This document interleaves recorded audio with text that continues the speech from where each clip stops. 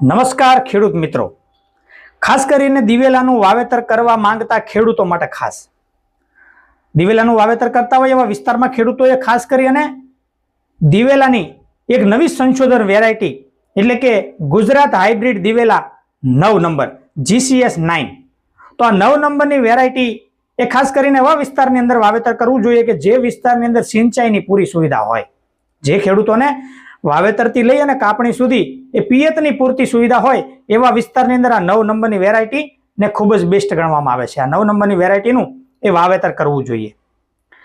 એના વાવેતરના સમયગાળાની વાત કરીએ તો જૂનના અંતથી લઈ અને જુલાઈના મધ્ય સુધી એ આ વેરાયટીનું વાવેતર કરી શકાય છે, અથવા તો ખાસ કરીને ઓગસ્ટ મહિનાની અંદર જો વાવેતર કરવામાં આવે તો પાછળથી ઘોડિયા ઈયળનો જે એટેક આવે એ એટેક જો ઓગસ્ટ મહિનાની અંદર વાવેતર કરવામાં આવે તો એ રહેતો નથી, તો ઓગસ્ટ મહિનામાં પણ વાવેતર કરી શકો છો.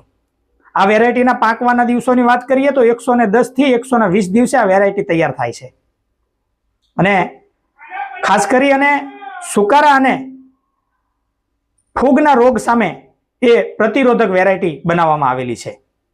તો આ 9 નંબરની વેરાયટી પસંદ કરી અને સારું ઉત્પાદન લઈ શકો છો. આભાર.